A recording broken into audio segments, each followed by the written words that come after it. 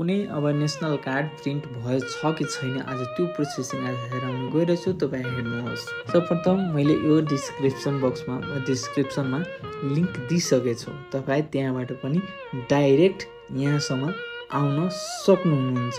यहाँ अब यो प्रिन्ट भएछ कि छैन होइन, अब तपाईँको दिएछ एसएमएस मोबाइलमा आएछ होइन, मोबाइलमा एसएमएस आएको छ होइन, त्यो प्रिन्ट भएको छ कि छैन। अब यहाँ दिए रिक्वेस्ट नम्बर भनिरहेछ र नेसनल आइडी पनि भनिरहेछ, नेसनल कार्डको आइडी पनि भनिरहेछ। मैले दुवै माध्यमबाट एउटा अरमा दिएछ, एउटा दिँदा पनि मैले अब एउटा दिइरहेछु नेसनल कार्ड, मैले मोबाइलमा आएछ त्यो दिइरहेछु। प्रिन्ट भएछ कि छैन त्यो आज हेरिरहेछु।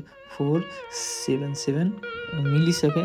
अब हेर्नु के मेसेज आइरहेछ यहाँ के अब हेर्नु यहाँ एप्रुभ भइसकेको छ। Your application have been approve, तपाईँको एप्रुभ भइसकेको छ होइन।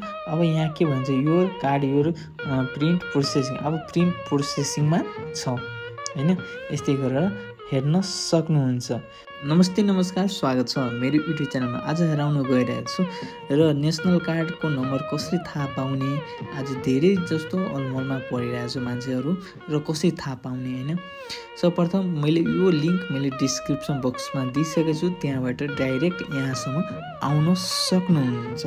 सर्वप्रथम यहाँ के दिने, अब यहाँ फुल नेम, अब फुल नेम नेपालीमा छ, नेपालीमा दिँदा पनि हुन्छ र इङ्ग्लिसमा दिँदा पनि हुन्छ। मैले इङ्ग्लिस दिइरहेको छु है। अब यहाँ के भन्छ डेट अफ बर्थ विक्रमसम्म भनिरहेछ, विक्रमसम्म त्यो दिनुपर्छ होइन। के भन्छ विक्रमसम्म दिनुपर्छ, विक्रमसम्म दिइरहेछ, तपाईँ पनि दिनुहोस्। अब इस्यु डेट पनि दिनुपर्छ। अब यो क्याप्चरमा के छ त्यो दिनु मिलिसकेको छ है।